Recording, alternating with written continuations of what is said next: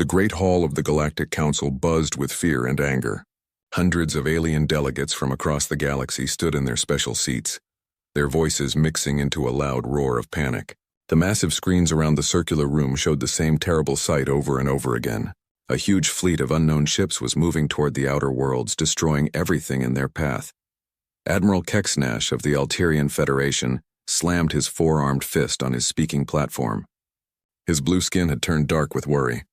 "These invaders came from beyond our galaxy," he announced to the crowd. "They have already wiped out 3 star systems. Our weapons barely scratched their ships." The room filled with frightened whispers and angry shouts. Many species had never seen such destruction before. The peaceful worlds of the Outer Rim were home to billions of beings who had no way to defend themselves. From the highest platform in the room, Grand Admiral Vextar of the Zephyrian Empire stood up slowly. His tall, thin body cast a long shadow over the other delegates. The Zephyrians were known throughout the galaxy as the greatest warriors and builders of the most advanced warships. When Vextar spoke, everyone listened. "Fear will not save our worlds," Vextar said, his voice carrying easily through the huge hall. "The Zephyrian Empire offers to lead a combined fleet against these invaders. Our quantum shield technology and plasma cannons are the most advanced in the galaxy. Together with our allies, we can stop this threat." Many delegates nodded with relief. The Zephyrian ships were beautiful works of art, with smooth curves and glowing energy fields that could slice through asteroids like butter. Their weapons could destroy entire moons, and their shields could turn away the most powerful attacks. The Crystalline Collective's representative, a being made of living glass, rang like a bell when it spoke. "The Collective agrees to join this fleet. Our energy phase weapons will complement your plasma technology perfectly." One by one, the greatest military powers in the galaxy agreed to work together. The Mechanoid Union brought their self-repairing robot ships. The Void Walkers offered their ships that could appear and disappear in battles.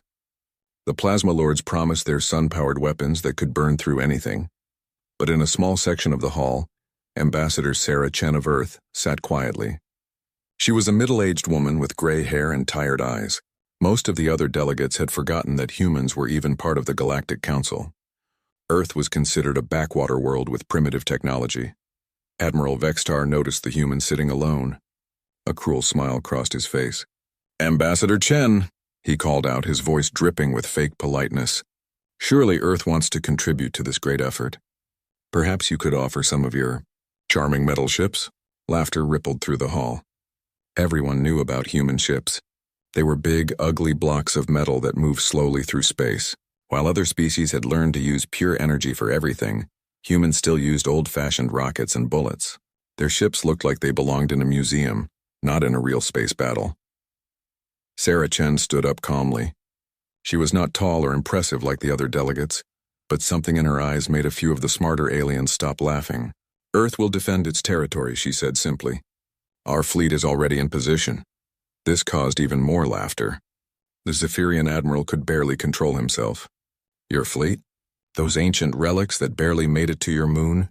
My dear ambassador, this is serious warfare, not a parade of historical curiosities." A mechanoid unit clicked and whirred as it spoke. "Human ships still use chemical explosions for power. Our databases show they have not updated their designs in centuries. It would be cruel to let them face these invaders." Sarah Chen did not show any anger at the insults. She had heard them all before. "The human fleet will hold the Sol system," she repeated. "We ask only that you give us time to evacuate our civilians if we fail." More laughter filled the hall. Grand Admiral Vextar shook his head in what looked like pity. "Very well, Ambassador. We will rescue your survivors after we deal with the real fighting. Try not to get in our way." The meeting ended with grand speeches about galactic unity and advanced technology. The combined alien fleet would meet at the edge of human space, then move out to face the invaders. It was the largest gathering of warships in galactic history, with thousands of vessels equipped with the most advanced weapons known to science. As the delegates filed out of the hall, many of them joked about the humans and their old ships. Some wondered if the human fleet would even show up to fight. Others bet on how quickly the human ships would be destroyed when they met real enemy fire. But Sarah Chen walked alone back to her small transport ship. She activated a secure communication channel to Earth. "Council Command, this is Ambassador Chen. The other species will arrive at Sol in 48 hours. Status of home fleet? The voice that answered was calm and professional. All ships are in position, Ambassador. The boys and girls are ready. Tell them the galaxy is watching, Sarah said. Time to remind everyone why humans don't build pretty ships. Far away in the Sol system, Captain Elena Rodriguez stood on the bridge of the UES Indomitable. Through the thick armored windows, she could see the rest of the human defense fleet spread out in formation. Each ship was exactly what the aliens had said. A massive block of metal and armor, covered in weapon turrets and communication arrays. The Indomitable itself was over 60 years old. Its hull was scarred from a dozen different battles and covered with patches and repairs. The main guns were huge metal cylinders that looked primitive compared to the glowing energy weapons of other species. The engines were simple fusion drives that pushed the ship forward with bright flames instead of the elegant energy fields used by advanced aliens. Rodriguez was a veteran of the Mars colony wars and the asteroid mining conflicts. Her face was weathered and serious, marked by years of commanding ships in battle. She had served on the Indomitable for 20 years and she knew every bolt and wire on the old ship. Captain, her communications officer called out. Long-range sensors are picking up the alien fleet approaching from Galactic North. Estimated arrival in 36 hours. Rodriguez nodded. Around her, the bridge crew worked at their stations. Unlike the clean, automated bridges of alien ships, the human bridge was full of manual controls, backup systems, and redundant equipment. Everything was built to work even if half the ship was destroyed. Signal the fleet, Rodriguez ordered. All ships to battle stations. Begin final preparations. Across the human formation, old warships that looked like they belonged in a scrapyard began to hum with hidden power. Crews that had trained for this moment their entire lives moved through familiar routines. Weapons that seemed ancient were loaded with ammunition that could crack planets. The aliens were coming with their pretty ships and advanced technology. They thought they understood warfare because they had powerful weapons and strong shields. But they had never fought humans before. They were about to learn that sometimes the oldest ships carried the biggest surprises. The combined alien fleet dropped out of faster-than-light travel at the edge of the Sol system like a glowing cloud of deadly beauty.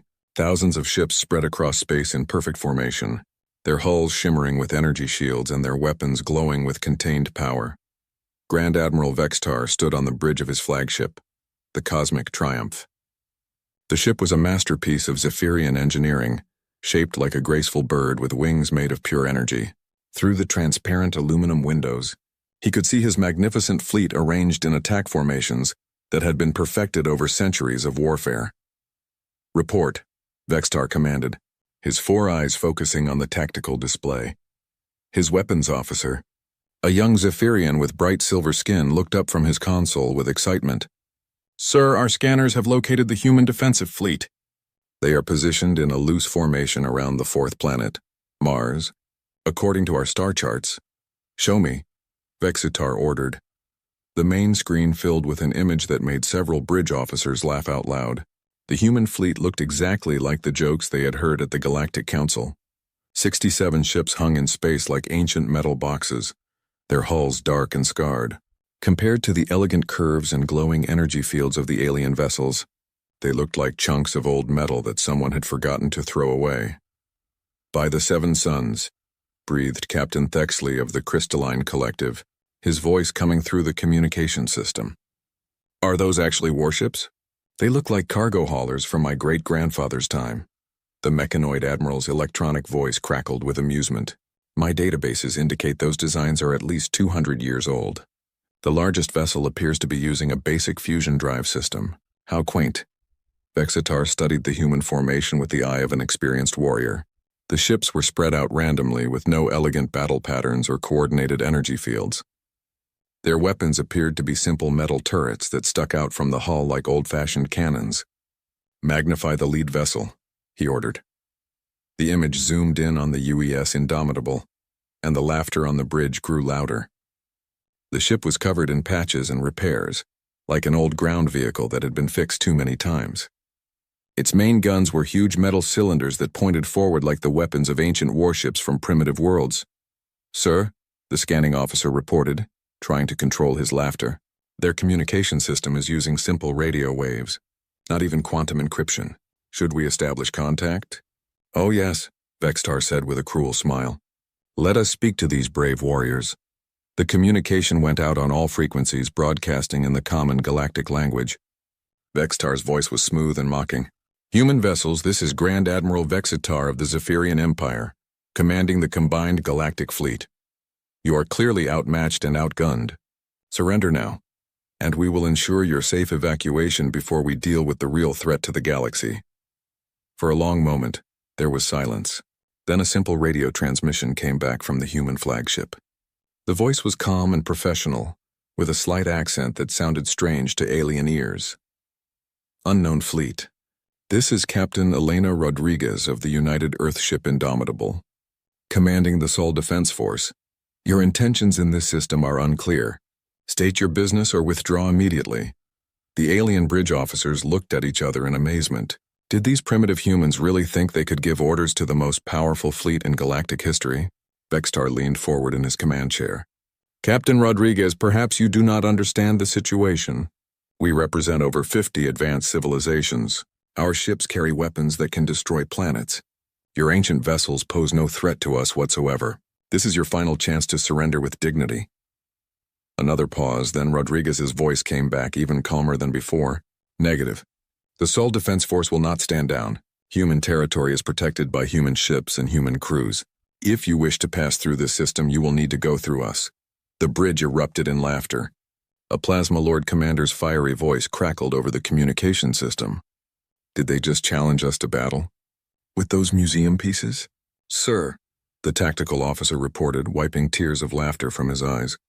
Detailed scans show their armor is simple metal alloys. Their weapons appear to be kinetic projectile systems. They still use bullets and explosives. My readings indicate they are not even using proper energy shields. Vexitar stood up, his tall form casting shadows across the bridge. Through the viewing ports, he could see the human ships hanging in space like dark, silent threats. But they were not threats at all. They were relics from a bygone age, manned by a species too stubborn to understand how outclassed they were. All ships, prepare for battle, Vextar announced to his fleet. Weapons to minimum power.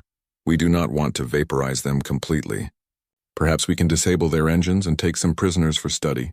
It will be interesting to see how these primitives have survived so long with such ancient technology. Across the alien fleet, thousands of weapon systems came online. Plasma cannons glowed white-hot, energy lances crackled with contained lightning, and quantum disruptors hummed with the power to tear apart atomic bonds. The combined firepower was enough to crack a moon or boil away an ocean. In contrast, the human ship sat silent and dark. No energy signatures, no glowing weapons, no sign of advanced technology at all. To the alien sensors, they looked dead in space, powered only by their primitive fusion reactors. Captain Rodriguez received the tactical report on her bridge with the same calm expression she had worn for 20 years of combat. They're powering weapons, her sensor operator reported. Energy readings are off the charts, Captain. Every ship in that fleet could destroy a city by itself. Acknowledged, Rodriguez replied. She looked around her bridge at the men and women who had served with her through the Mars conflicts and the asteroid wars. They were all veterans, all professionals, all ready to do their job. Signal the fleet, she ordered. All ships to condition red. Weapons free. Prepare to engage. Throughout the human formation, old warships that had seemed dead suddenly came alive, but not in ways the aliens could understand. Instead of glowing energy fields, they showed heat signatures from dozens of hidden systems. Instead of exotic weapon displays, they simply turned their ugly metal turrets toward the enemy. The aliens had made their first mistake. They thought they understood what they were looking at. They saw old ships with old weapons and assumed they were fighting an old enemy. They were about to discover that there is a difference between old and obsolete, between primitive and ineffective. The human fleet had been built for one purpose, refined through centuries of warfare, and crewed by people who had learned that in space combat. It did not matter how pretty your ship looked. It only mattered if your ship could kill the enemy and survive to fight again. All ships, stand by for engagement, Rodriguez announced calmly. Remember, these aliens have never fought humans before. Let's show them what they missed in those fancy academies of theirs. The alien fleet began to move forward, confident in their technological superiority. Behind them, the real invaders from beyond the galaxy watched through their own sensors, curious to see how these two forces would fare against each other. The stage was set for a battle that would change how the galaxy thought about humanity forever. The first alien attack came like a storm of rainbow-colored death. Thousands of energy weapons fired at once, filling space with streams of plasma, quantum lightning, and pure destructive force. The beams struck the human ships in brilliant flashes that could be seen from Mars itself. On the bridge of the Cosmic Triumph, Grand Admiral Vextar watched with satisfaction as his fleet's opening salvo hammered the primitive human vessels. The energy readings from the impacts were enormous, enough to vaporize any normal ship several times over. Direct hits across their entire formation, his weapons officer reported with excitement. "Sir, those ships should be nothing but vapor by now." But as the brilliant flashes faded, something impossible appeared on the tactical displays. The human ships were still there. Not only were they undamaged, but their energy signatures were actually growing stronger. "What?" Vextar demanded, leaning forward in his command chair. "Scan them again!" "Those readings cannot be correct." His scanning officer's hands danced over his controls, his silver skin turning pale with confusion. "Sir, the readings are accurate. Somehow their power output is increasing. It's as if our weapons are feeding energy into their systems instead of destroying them." Across the alien fleet, similar reports flooded the communication channels. Captains who had been laughing moments before now spoke with growing concern and confusion. "Impossible," declared Captain Thexley of the Crystalline Collective. "Nothing can absorb that much plasma energy and survive. Their ships should be molten metal by now." But the human ships hung in space, dark and seemingly unchanged. Only the subtle energy readings told the true story of what had just happened. Deep within those ugly metal hulls, systems that the aliens had never imagined were quietly converting their energy attacks into power. On the bridge of the Indomitable, Captain Rodriguez watched her power displays climb steadily upward. "Energy absorption at 90% efficiency," her engineering officer reported with a slight smile. "All capacitor banks are charging nicely, Captain." "Thank you, Commander Hayes," Rodriguez replied calmly. Around her, the bridge crew worked at their stations with the professional calm of people who had expected exactly this result. The Indomitable's hull looked like simple metal to alien scanners, but appearances were deceiving. Hidden beneath layers of ablative armor were metamaterial grids designed to channel energy attacks directly into the ship's power systems. What looked like primitive metal plating was actually a complex system that could absorb and redirect almost any form of energy weapon. This technology had been developed during the Mars colony wars, when human ships had faced energy-based mining lasers turned into weapons. Instead of building stronger armor, human engineers had learned to make armor that could drink energy attacks and grow stronger from them. Admiral Vextar stared at his displays in growing alarm. "Fire again!" "Maximum power. All ships concentrate fire on the lead vessel." The second barrage was even more intense than the first. Every ship in the alien fleet poured energy into the human flagship, enough power to crack a small moon. The space around the Indomitable turned white-hot with contained fury. And when the light faded, the old human ship was not only intact, it was moving. "By the seven suns," breathed Vextar as his sensors showed the impossible truth. The human ship was accelerating directly toward his fleet, its primitive fusion drive suddenly blazing with power that seemed impossible for such an old design. What the aliens did not understand was that human fusion drives were not primitive at all. They were variable output engines that could run on minimum power for years, or push their reactors to dangerous limits when battle demanded it. While alien ships relied on steady, efficient energy sources, human ships were built like coiled springs, ready to release enormous power when needed. Across the human formation, 67 ships that had seemed dead in space suddenly roared to life. Their engines flared like newborn stars as they surged forward, closing the distance to the alien fleet with startling speed. "This is impossible," Vextar shouted. "Those ships should not be able to move that fast. Our intelligence said they were slow and clumsy." His tactical officer's voice was tight with fear. "Sir, they are accelerating at 12 standard gravities. At their current rate, they will be within our formation in 18 minutes. All ships evasive maneuvers," Vextar ordered. "Do not let them close the distance." But the alien fleet, for all its advanced technology, had been designed for long-range energy combat. Their ships were fast and maneuverable, but they were not built for the kind of brutal close-quarters fighting that human ships were made for. The Zephyrian vessels were works of art, with graceful curves and delicate energy projectors. They were perfect for elegant battles between civilized species who fought with honor and style. But they had never faced an enemy that built ships like hammers and fought like cornered animals. Captain Rodriguez stood calmly on her bridge as the distance to the enemy fleet shrank rapidly. Through the armored viewing ports, she could see the alien ships beginning to scatter, their beautiful formations breaking apart as panic set in. "Captain," her weapons officer reported, "we are approaching optimal firing range. All guns are loaded and ready." "All ships, this is Indomitable," Rodriguez announced over the fleet communication system. "Time to show these pretty boys what real warships look like. Weapons free, engage at will." What happened next would be remembered in military academies across the galaxy for centuries. The human ships, ugly and scarred as they were, opened fire with weapons that the aliens had dismissed as primitive relics. But there was nothing primitive about a railgun that could accelerate a tungsten rod to 15% of light speed. There was nothing obsolete about missiles that used quantum-encrypted guidance systems immune to alien jamming. There was nothing ancient about nuclear warheads that could crack asteroids in half.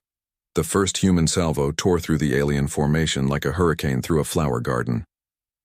Railgun rounds moving at incredible speeds punched through energy shields as if they were not there, turning beautiful alien ships into expanding clouds of debris. Missiles that looked like simple chemical rockets suddenly revealed guidance systems more advanced than anything in the alien fleet. They twisted and turned through defensive fire, their artificial intelligence minds calculating paths to targets with inhuman precision, and behind the kinetic weapons came the nuclear fire.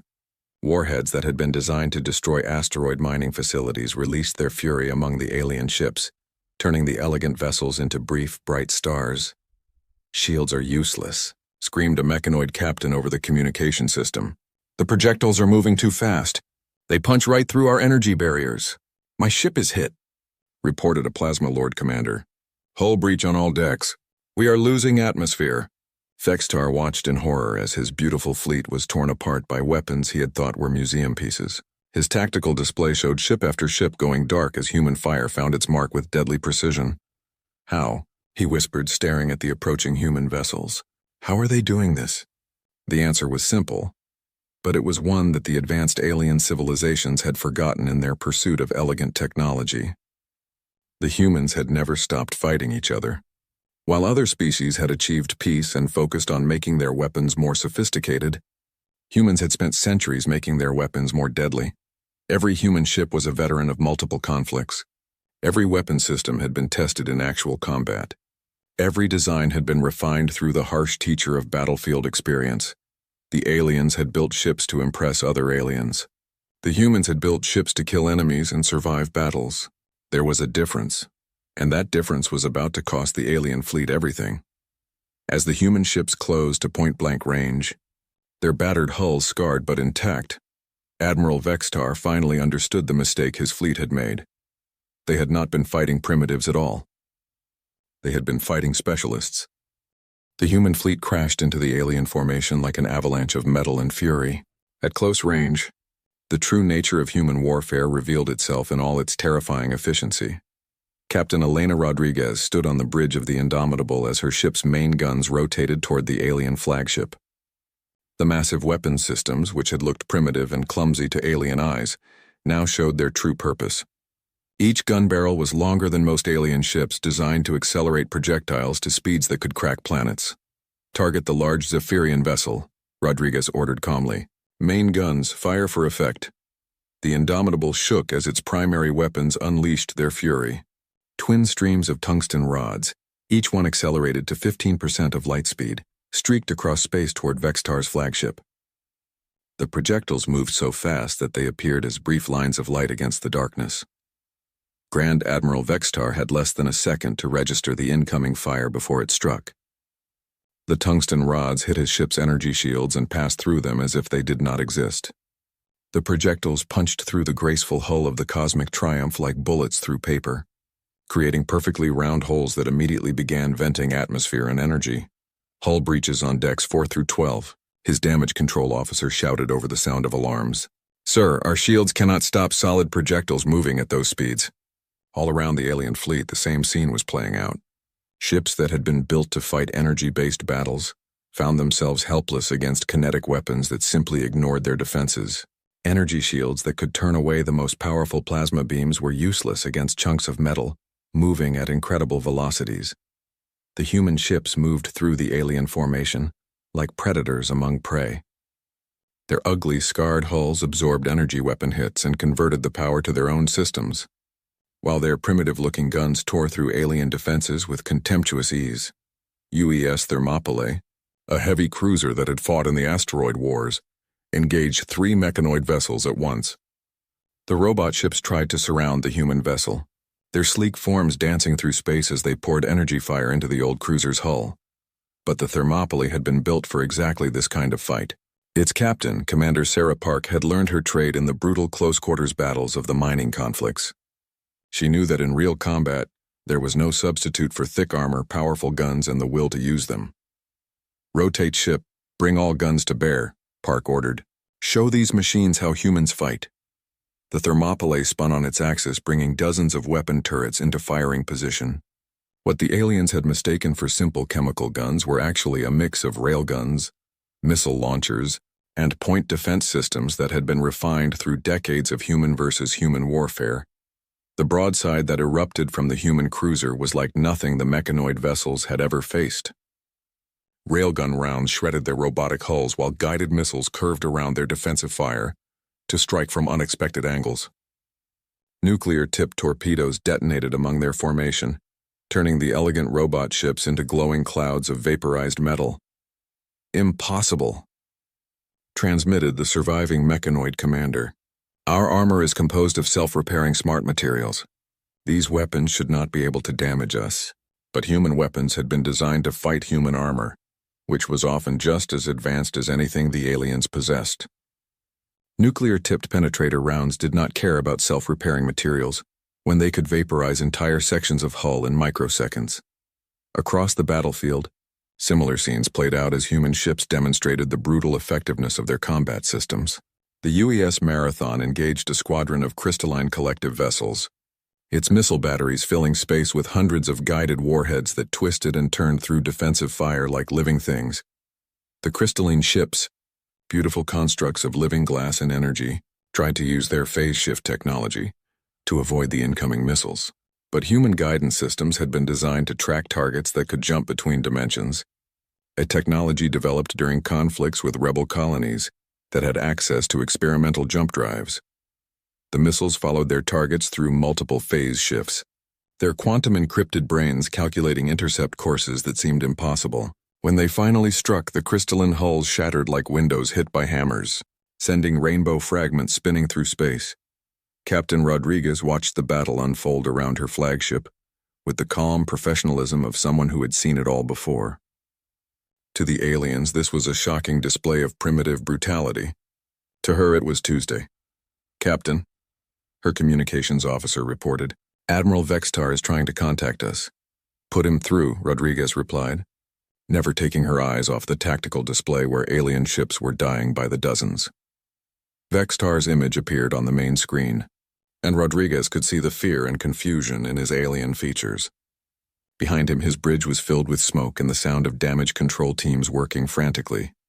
"Captain Rodriguez," Vextar said, his voice strained with desperation, "this slaughter must stop. We came here to help defend the galaxy against invaders." "We are not your enemies." Rodriguez looked at him with the same expression she might use to examine an insect.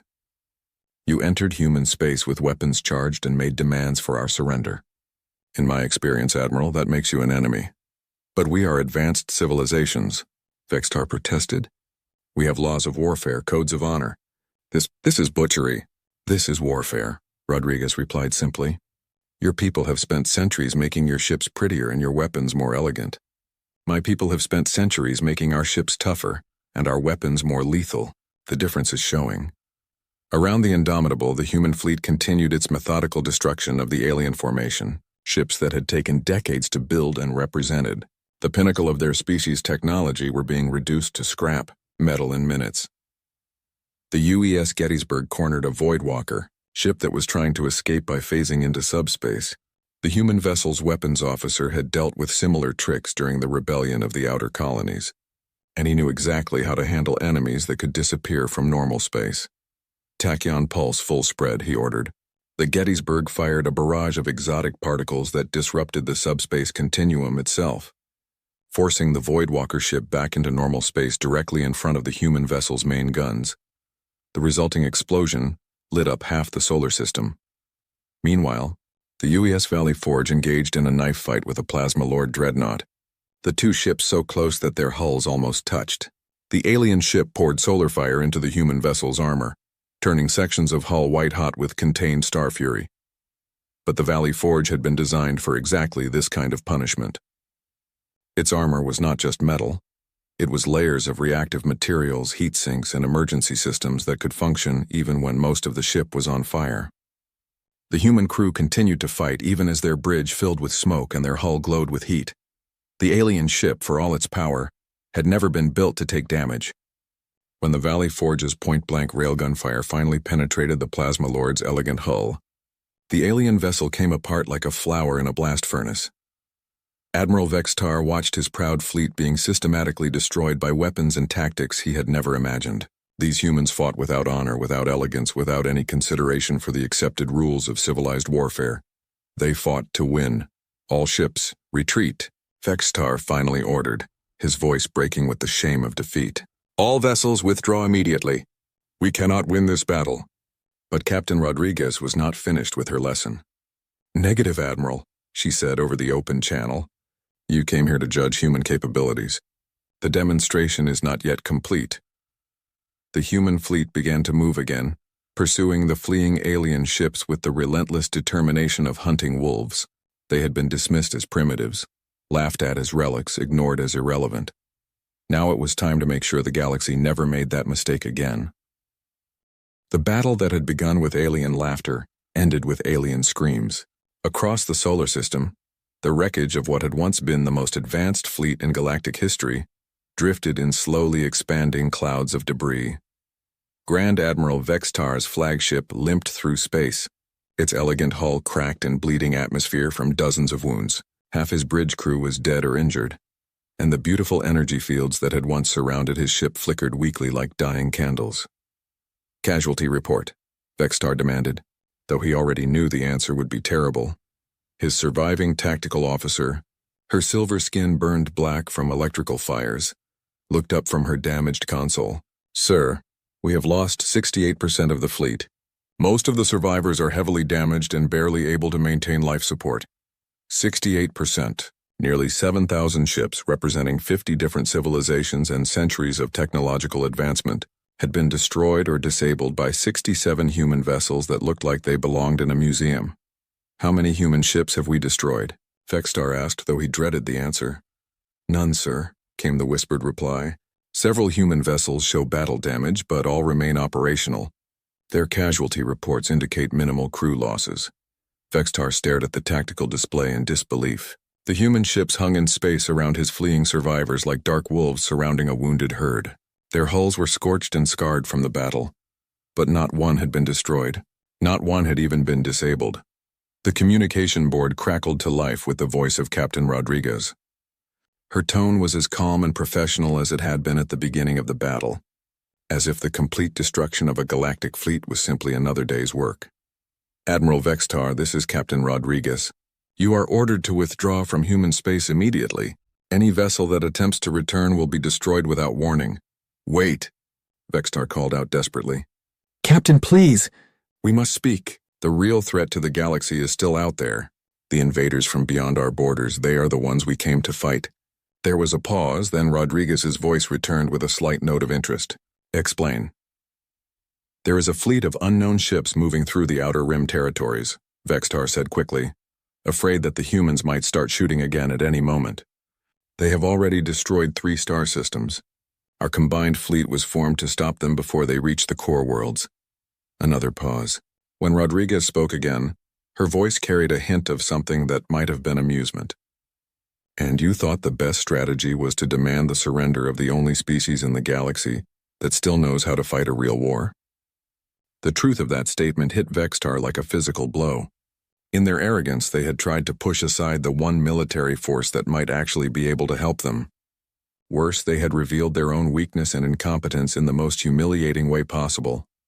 "Captain," Vextar said, his pride finally cracking completely, We need your help. Our weapons and tactics are useless against enemies who do not follow the accepted rules of civilized warfare. But your people, you fight like they do. Like killers. We fight like survivors," Rodriguez corrected him. "There's a difference. We don't kill because we enjoy it, Admiral. We kill because we're very, very good at it, and because sometimes that's what the situation requires." Through his damaged viewports, Vextar could see the human ships slowly moving back to their defensive positions. Even now, after demonstrating their overwhelming superiority, they maintained their formations and kept their weapons ready. These were not conquerors or glory seekers. These were professionals doing a job. "What do you know about these invaders?" Rodriguez asked. Vextar quickly transmitted what little data his fleet had managed to gather. Ships of unknown design, using weapons that ignored conventional defenses, showing no interest in communication or diplomacy. They simply appeared, destroyed everything in a system, and moved on to the next target. "Sounds familiar," Rodriguez said after reviewing the data. "Mass extinction events, total destruction of infrastructure, no apparent interest in conquest or negotiation." Captain Martinez's analysis. Another human voice joined the communication, calm and analytical. "Classic extermination pattern, Captain. Similar to the Titan Corporation's scorched Earth tactics during the Jupiter conflicts, but on a much larger scale. These invaders aren't trying to conquer territory. They're trying to eliminate all life in the galaxy." Vextar felt his heart skip a beat. The human officers were discussing galactic extinction as if it were a tactical problem to be solved, not the end of civilization itself. "Recommendations?" Rodriguez asked. "Standard anti-extinction protocol," Martinez replied. "Find them, fix them, and finish them. Though we'll need to coordinate with local forces to be effective at this scale." "Local forces?" Rodriguez's voice carried a note of dry humor. "You mean these gentlemen who just demonstrated that they couldn't fight their way out of a paper bag?" There was laughter on the human communication channel. Actual laughter. As if the complete defeat of the Galactic fleet was amusing rather than terrifying. "Captain Rodriguez," Vextar interrupted desperately. "Will you help us?" "That depends, Admiral. Are you willing to follow human tactical doctrine? Because I can tell you right now that our way of fighting is nothing like what you're used to. We don't worry about honor or elegance or minimizing collateral damage. When we fight an extinction-level threat, we fight to win, and we use every weapon available." Vextar thought about his beautiful ships, reduced to scrap metal in less than an hour. He thought about the elegant tactics and honorable combat traditions that had proven utterly worthless against an enemy that simply ignored them. "Yes," he said finally. "We will follow your lead." "Good.